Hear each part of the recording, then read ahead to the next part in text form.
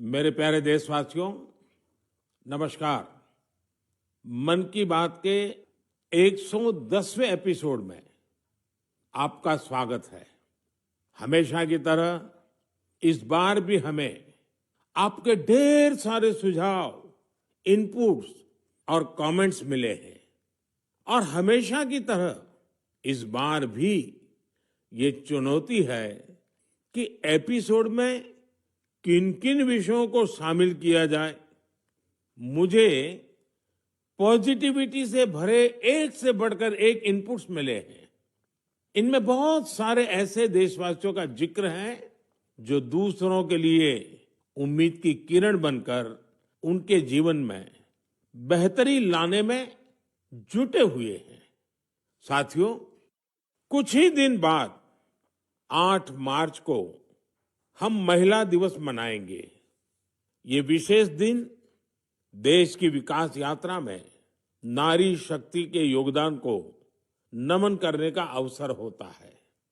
महाकवि भरतियार जी ने कहा है कि विश्व तभी समृद्ध होगा जब महिलाओं को समान अवसर मिलेंगे।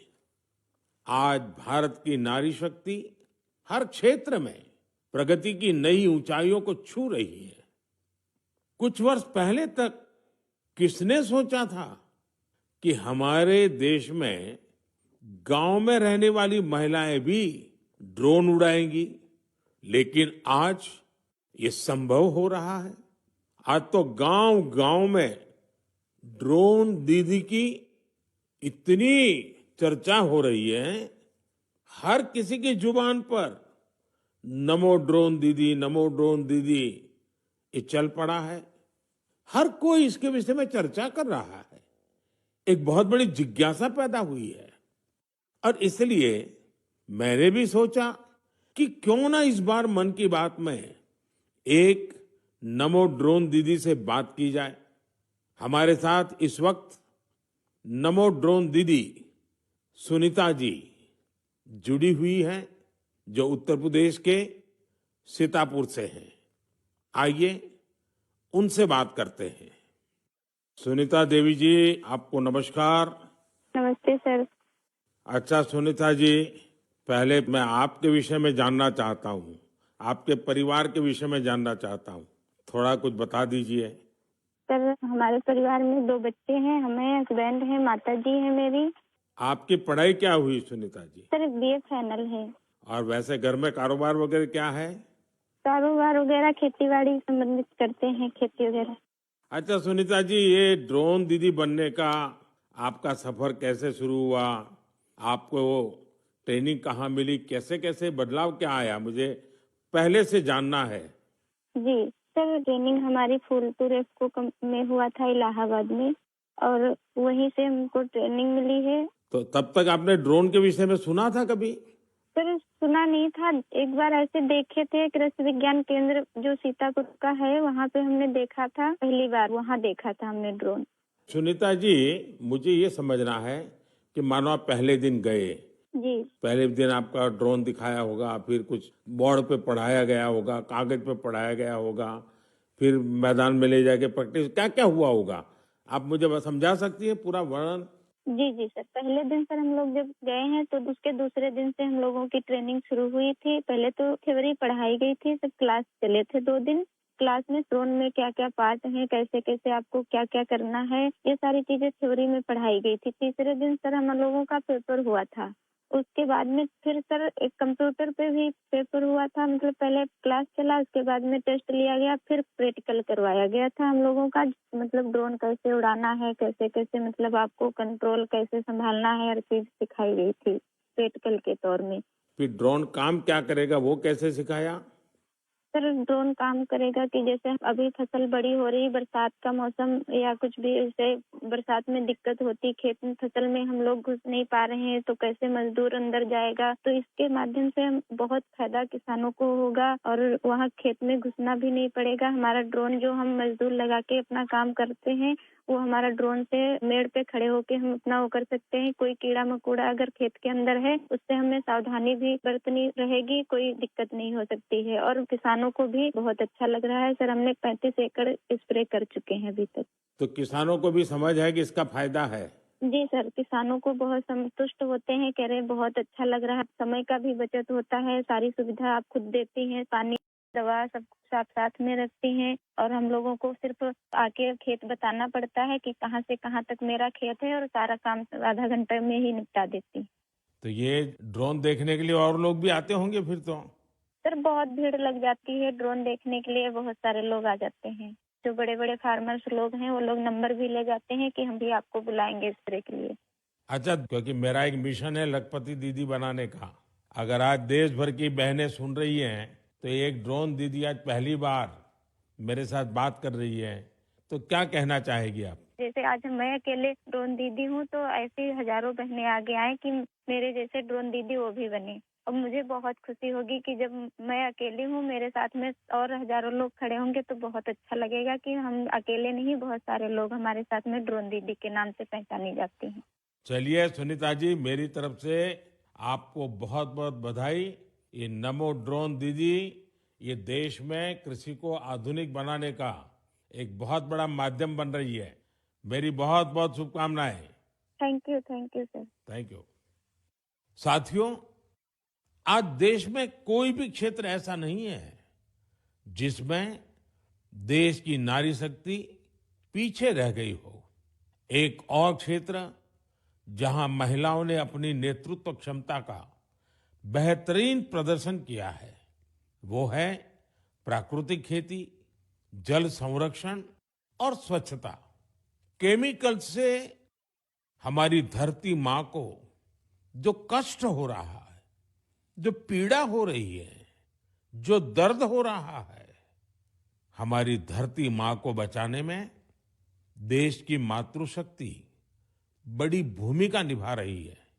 देश के कोने कोने में महिलाएं अब प्राकृतिक खेती को विस्तार दे रही है। आज अगर देश में जल जीवन मिशन के तहत इतना काम हो रहा है, तो इसके पीछे पानी समितियों की बहुत बड़ी भूमिका है। इस पानी समिति का नेतृत्व महिलाओं के ही पास है। इसके अलावा भी बहनें बेटियां जल संरक्षण के लिए चौतरफा प्रयास कर रही हैं। मेरे साथ फोन लाइन पर ऐसी ही महिला है कल्याणी प्रफुल्ल पाटिल जी। ये महाराष्ट्र की रहने वाली है। आइए कल्याणी प्रफुल्ल पाटिल जी से बात कर उनका अनुभव जानते हैं। कल्याणी जी नमस्ते। नमस्ते सर जी, नमस्ते। कल्याणी जी, पहले तो आप अपने विषय में, अपने परिवार के विषय में, अपने कामकाज विषय में जरा बताइए। सर मैं एमएससी माइक्रोबायोलॉजी हूँ और मेरे घर में मेरे पतिदेव, मेरी सास है और मेरे 2 बच्चे और 3 साल से मैं अपने ग्राम पंचायत में कार्यरत हूँ। और फिर गांव में खेती के काम में लग गई, क्योंकि आपके पास बेसिक नॉलेज भी है, आपकी पढ़ाई भी क्षेत्र में हुई है और अब आप खेती में जुड़ गई हैं। तो क्या क्या नए प्रयोग किए हैं आपने? सर हमने जो 10 प्रकार के हमारी वनस्पति है उसको एकत्रित करके उससे हमने ऑर्गेनिक फवारनी बनाया। जैसे कि जो हम पेस्टिसाइड वगैरह स्प्रे करते तो उससे पेस्ट वगैरह जो हमारी मित्र कीट रहती है वो नष्ट हो रहे हैं और हमारी सॉइल का पोल्यूशन होता है। जो सब केमिकल चीजें वो पानी में घुल मिल रही है उसकी वजह से हमारे बॉडी पर भी हानिकारक परिणाम दिख रहे हैं। उस हिसाब से हमने कम से कम पेस्टिसाइड का यूज करके। तो एक प्रकार से आप पूरी तरह प्राकृतिक खेती की तरफ जा रही हैं।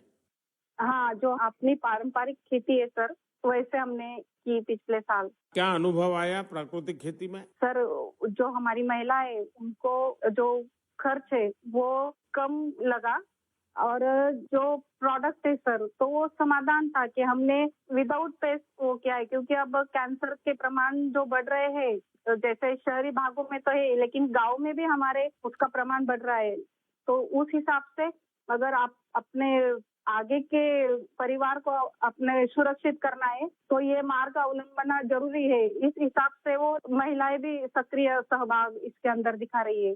अच्छा कल्याणी जी, आपने कुछ जल संरक्षण में भी काम किया है, उसमें क्या किया है आपने?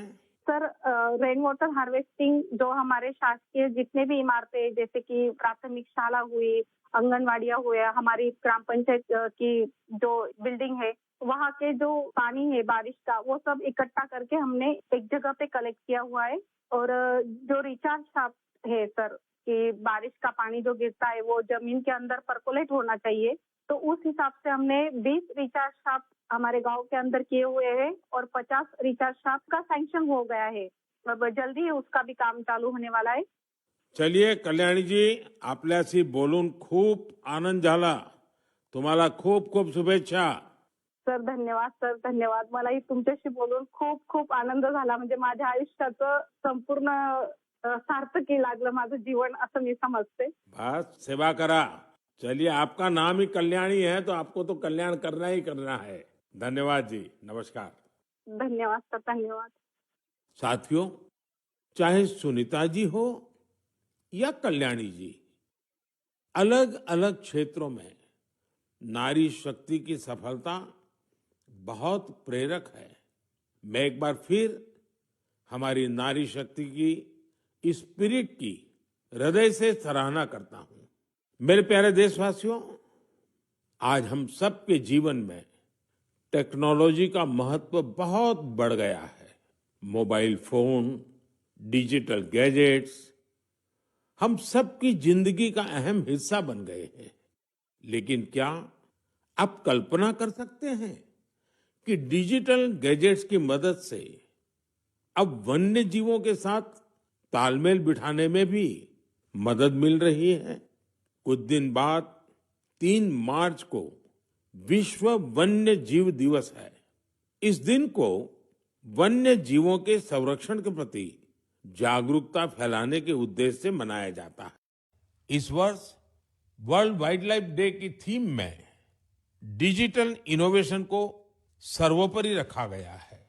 आपको ये जानकर खुशी होगी कि हमारे देश के अलग अलग हिस्सों में वन्य जीवों के संरक्षण के लिए टेक्नोलॉजी का खूब उपयोग हो रहा है. पिछले कुछ वर्षों में सरकार के प्रयासों से देश में बाघों की संख्या बढ़ी है. महाराष्ट्र के चंद्रपुर के टाइगर रिजर्व में बाघों की संख्या 250 से ज्यादा हो गई है.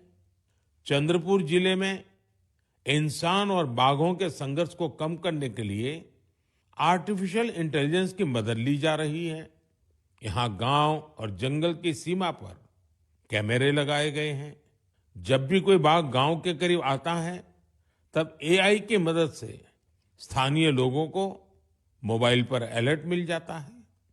आज इस टाइगर रिजर्व के आसपास के 13 गांवों में इस व्यवस्था से लोगों को बहुत सुविधा हो गई है और बाघों को भी सुरक्षा मिली है. साथियों, आज युवा एंटरप्रेन्योर्स भी वन्य जीव संरक्षण और इको टूरिज्म के लिए नए नए इनोवेशन सामने ला रहे हैं. उत्तराखंड के रुड़की में रोटर प्रिसीजन ग्रुप्स ने wild life institute of India के सहयोग से ऐसा ड्रोन तैयार किया है जिससे केन नदी में घड़ियालों पर नजर रखने में मदद मिल रही है. इसी तरह बेंगलुरु की एक कंपनी ने बघीरा और गरुड़ नाम का ऐप तैयार किया है. बघीरा ऐप से जंगल सफारी के दौरान वाहन की स्पीड और दूसरी गतिविधियों पर नजर रखी जा सकती है. देश के कई टाइगर रिजर्व में इसका उपयोग हो रहा है.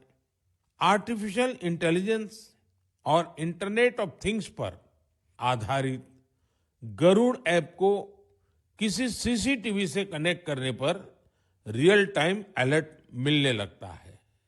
वन्य जीवों के संरक्षण की दिशा में इस तरह के हर प्रयास से हमारे देश की जैव विविधता और समृद्ध हो रही है. साथियों, भारत में तो प्रकृति के साथ तालमेल हमारी संस्कृति का अभिन्न हिस्सा रहा है। हम हजारों वर्षों से प्रकृति और वन्य जीवों के साथ सह अस्तित्व की भावना से रहते आए हैं। अगर आप कभी महाराष्ट्र के मेलघाट टाइगर रिजर्व जाएंगे तो वहां स्वयं इसे अनुभव कर सकेंगे।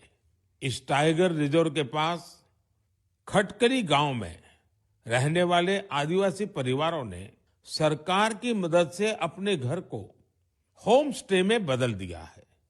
ये उनकी कमाई का बहुत बड़ा साधन बन रहा है। इसी गांव में रहने वाले कोरकू जनजाति के प्रकाश जामकर जी ने अपनी 2 हेक्टेयर जमीन पर 7 कमरों वाला होम स्टे तैयार किया है। उनके यहाँ रुकने वाले पर्यटकों के खाने पीने का इंतजाम उनका परिवार ही करता है। अपने घर के आसपास उन्होंने औषधीय पौधों के साथ आम और कॉफी के पेड़ भी लगाए हैं। इससे पर्यटकों का आकर्षण तो बढ़ा ही है, दूसरे लोगों के लिए भी रोजगार के नए अवसर बने हैं। मेरे प्यारे देशवासियों, जब पशुपालन की बात करते हैं तो अक्सर गाय भैंस तक ही रुक जाते हैं, लेकिन बकरी भी तो एक अहम पशुधन है जिसकी उतनी चर्चा नहीं होती है। देश के अलग अलग क्षेत्रों में अनेकों लोग बकरी पालन से भी जुड़े हुए हैं। ओडिशा के कालाहंडी में बकरी पालन गांव के लोगों की आजीविका के साथ साथ उनके जीवन स्तर को ऊपर लाने का भी एक बड़ा माध्यम बन रहा है। इस प्रयास के पीछे जयंती महापात्रा जी और उनके पति बीरेन साहू जी का एक बड़ा फैसला है। ये दोनों बेंगलुरु में मैनेजमेंट प्रोफेशनल्स थे, लेकिन इन्होंने ब्रेक लेकर कालाहंडी के सालेभाटा गांव जाने का फैसला लिया। ये लोग कुछ ऐसा करना चाहते थे जिससे यहाँ के ग्रामीणों की समस्याओं का समाधान भी हो, साथ ही वो सशक्त भी बने। सेवा और समर्पण से भरी अपनी इसी सोच के साथ इन्होंने माणिकस्तु एग्रो की स्थापना की और किसानों के साथ काम शुरू किया। जयंती जी और बीरेन जी ने यहाँ एक दिलचस्प माणिकस्तु गॉट बैंक भी खोला है। वे सामुदायिक स्तर पर बकरी पालन को बढ़ावा दे रहे हैं। उनके गोट फार्म में करीब दर्जनों बकरियां हैं। माणिकस्तु गोट बैंक इसने किसानों के लिए एक पूरा सिस्टम तैयार किया है। इसके जरिए किसानों को 24 महीने के लिए 2 बकरियां दी जाती हैं। 2 वर्षों में बकरियां 9 से 10 बच्चों को जन्म देती हैं। इनमें से 6 बच्चों को बैंक रखता है, बाकी उसी परिवार को दे दी जाती हैं जो बकरी पालन करता है। इतना ही नहीं, बकरियों की देखभाल के लिए जरूरी सेवाएं भी प्रदान की जाती हैं। आज 50 गांवों के 1000 से अधिक किसान इस दंपत्ति के साथ जुड़े हैं। उनकी मदद से गांव के लोग पशुपालन के क्षेत्र में आत्मनिर्भरता की ओर बढ़ रहे हैं। मुझे ये देखकर बहुत अच्छा लगता है कि विभिन्न क्षेत्रों में सफल प्रोफेशनल्स छोटे किसानों को सशक्त और आत्मनिर्भर बनाने के लिए नए नए तरीके अपना रहे हैं। उनका यह प्रयास हर किसी को प्रेरित करने वाला है। मेरे प्यारे देशवासियों, हमारी संस्कृति की सीख है परमार्थ परमो धर्मः, यानी दूसरों की मदद करना ही सबसे बड़ा कर्तव्य है। इसी भावना पर चलते हुए हमारे देश में अनगिनत लोग निस्वार्थ भाव से दूसरों की सेवा करने में अपना जीवन समर्पित कर देते हैं। ऐसे ही एक व्यक्ति है बिहार में भोजपुर के भीम सिंह भवेश जी। अपने क्षेत्र के मुसहर जाति के लोगों के बीच इनके कार्यों की खूब चर्चा है। इसलिए मुझे लगा कि क्यों न आज इनके बारे में भी आपसे बात की जाए। बिहार में मुसहर एक अत्यंत वंचित समुदाय रहा है। बहुत गरीब समुदाय रहा है। भीम सिंह भवेश जी ने इस समुदाय के बच्चों की शिक्षा पर अपना फोकस किया है ताकि उनका भविष्य उज्जवल हो सके। उन्होंने मुसहर जाति के करीब 8,000 बच्चों का स्कूल में दाखिला कराया है। उन्होंने एक बड़ी लाइब्रेरी भी बनवाई है जिससे बच्चों को पढ़ाई लिखाई की बेहतर सुविधा मिल रही है। भीम सिंह जी अपने समुदाय के सदस्यों के जरूरी डॉक्यूमेंट बनवाने में, उनके फॉर्म भरने में भी मदद करते हैं। इससे जरूरी संसाधनों तक गांव के लोगों की पहुंच और बेहतर हुई है। लोगों का स्वास्थ्य बेहतर हो, इसके लिए उन्होंने 100 से अधिक मेडिकल कैंप्स लगवाए हैं। जब कोरोना का महासंकट सिर पर था, तब भीम सिंह जी ने अपने क्षेत्र के लोगों को वैक्सीन लगवाने के लिए भी बहुत प्रोत्साहित किया। देश के अलग अलग हिस्सों में भीम सिंह भवेश जी जैसे कई लोग हैं जो समाज में ऐसे अनेक नेक कार्यों में जुटे हैं। एक जिम्मेदार नागरिक के तौर पर हम इसी प्रकार अपने कर्तव्यों का पालन करेंगे तो यह एक सशक्त राष्ट्र के निर्माण में बहुत ही मददगार साबित होगा। मेरे प्यारे देशवासियों, भारत की सुंदरता यहाँ की विविधता और हमारी संस्कृति के अलग अलग रंगों में भी समाहित है।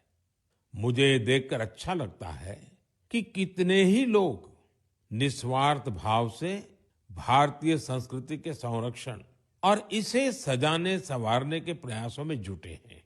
आपको ऐसे लोग भारत के हर हिस्से में मिल जाएंगे। इनमें से बड़ी संख्या उनकी भी है जो भाषा के क्षेत्र में काम कर रहे हैं। जम्मू कश्मीर में गांदरबल के मोहम्मद मानशाह जी पिछले 3 दशकों से गोजरी भाषा को संरक्षित करने के प्रयासों में जुटे रहे हैं। वे गुजर बकरवाल समुदाय से आते हैं जो कि एक जनजातीय समुदाय है। उन्हें बचपन में पढ़ाई के लिए कठिन परिश्रम करना पड़ा था। वो रोजाना 20 किलोमीटर की दूरी पैदल तय करते थे। इस तरह की चुनौतियों के बीच उन्होंने मास्टर्स की डिग्री हासिल की और ऐसे में ही उनका अपनी भाषा को संरक्षित करने का संकल्प दृढ़ हुआ।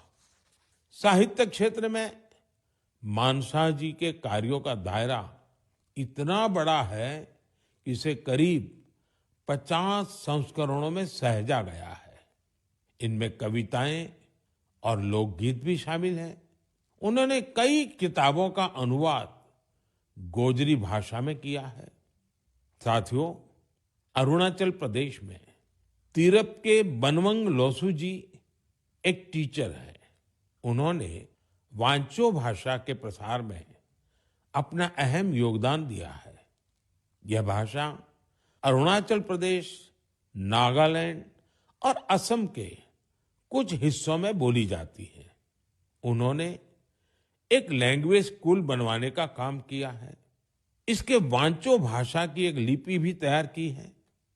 वो आने वाली पीढ़ियों को भी वांचो भाषा सिखा रहे हैं ताकि इसे लुप्त होने से बचाया जा सके। साथियों, हमारे देश में बहुत सारे ऐसे लोग भी हैं जो गीतों और नृत्यों के माध्यम से अपनी संस्कृति और भाषा को संरक्षित करने में जुटे हैं। कर्नाटका के वेंकप्पा अंबाजी सुगेटकार, उनका जीवन भी इस मामले में बहुत प्रेरणादायी है। यहाँ के बागलकोट के रहने वाले सुगाटकर जी एक लोक गायक हैं। इन्होंने 1000 से अधिक गोंधड़ी गाने गाए हैं।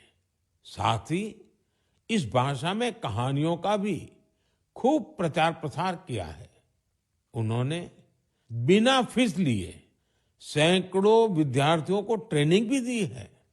भारत में उमंग और उत्साह से भरे ऐसे लोगों की कमी नहीं जो हमारी संस्कृति को निरंतर समृद्ध बना रहे हैं। आप भी इनसे प्रेरणा लीजिए, कुछ अपना करने का प्रयास करिए, आपको बहुत संतोष का अनुभव होगा। मेरे प्यारे देशवासियों, 2 दिन पहले मैं वाराणसी में था और वहां मैंने एक बहुत ही शानदार फोटो प्रदर्शनी देखी।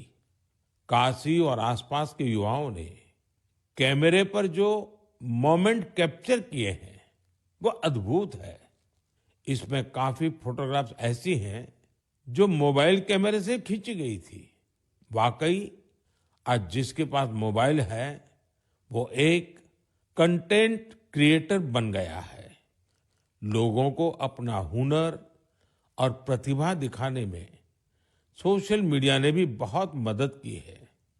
भारत के हमारे युवा साथी कंटेंट क्रिएशन के क्षेत्र में कमाल कर रहे हैं। चाहे कोई भी सोशल मीडिया प्लेटफॉर्म हो, आपको अलग अलग विषयों पर अलग अलग कंटेंट शेयर करते हमारे युवा साथी मिल ही जाएंगे। टूरिज्म हो, सोशल कॉज हो, पब्लिक पार्टिसिपेशन हो या फिर प्रेरक जीवन यात्रा, इनसे जुड़े तरह तरह के कंटेंट्स सोशल मीडिया पर मौजूद है। कंटेंट क्रिएट कर रहे देश के युवाओं की आवाज आज बहुत प्रभावी बन चुकी है।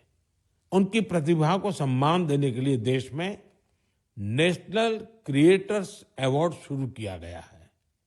इसके तहत अलग अलग कैटेगरीज में उन चेंज मेकर्स को सम्मानित करने की तैयारी है जो सामाजिक परिवर्तन की प्रभावी आवाज बनने के लिए टेक्नोलॉजी का उपयोग कर रहे हैं।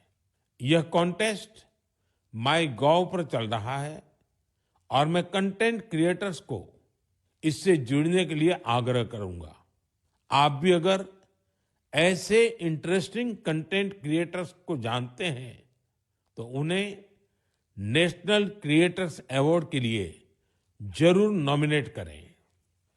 मेरे प्यारे देशवासियों, मुझे इस बात की खुशी है कि कुछ दिन पहले ही चुनाव आयोग ने एक और अभियान की शुरुआत की है, मेरा पहला वोट देश के लिए। इसके जरिए विशेष रूप से फर्स्ट टाइम वोटर्स से अधिक संख्या में मतदान करने का आग्रह किया गया है। भारत को जोश और ऊर्जा से भरी अपनी युवा शक्ति पर गर्व है। हमारे युवा साथी चुनावी प्रक्रिया में जितनी अधिक भागीदारी करेंगे, इसके नतीजे देश के लिए उतने ही लाभकारी होंगे। मैं भी फर्स्ट टाइम वोटर से आग्रह करूंगा कि वे रिकॉर्ड संख्या में वोट करें।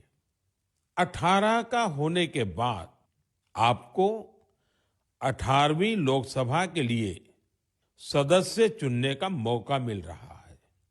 यानी ये 18वीं लोकसभा भी युवा आकांक्षा का प्रतीक होगी। इसलिए आपके वोट का महत्व और बढ़ गया है। आम चुनावों की इस हलचल के बीच आप युवा न केवल राजनीतिक गतिविधियों का हिस्सा बनिए, बल्कि इस दौरान चर्चा और बहस को लेकर भी जागरूक बने रहिए। और याद रखिएगा, मेरा पहला वोट देश के लिए।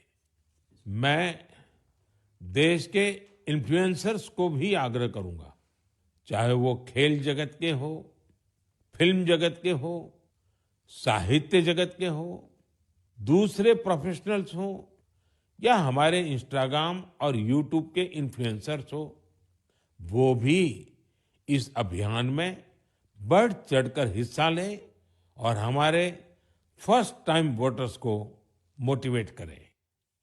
साथियों, मन की बात के इस एपिसोड में मेरे साथ इतना ही।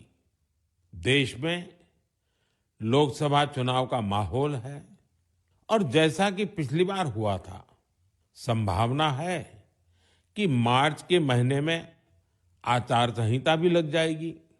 ये मन की बात की बहुत बड़ी सफलता है कि बीते 110 एपिसोड में हमने इसे सरकार की परछाई से भी दूर रखा है।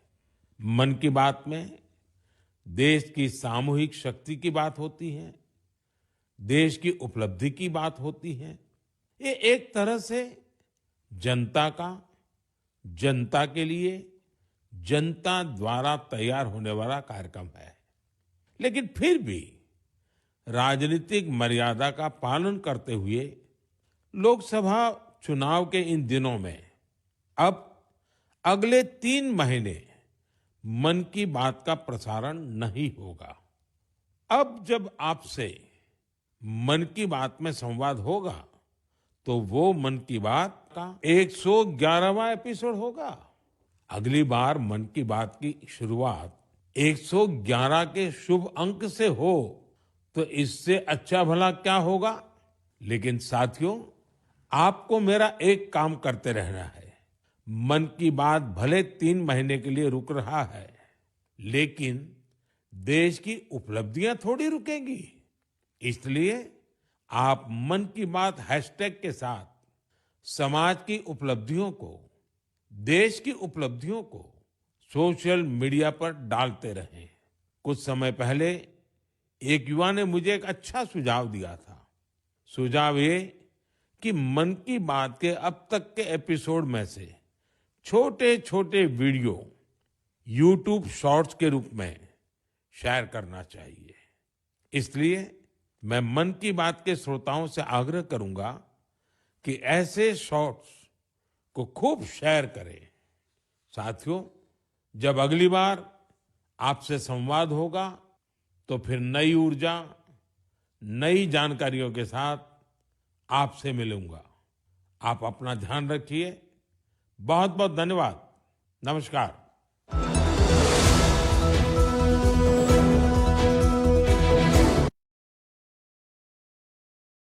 स्वागत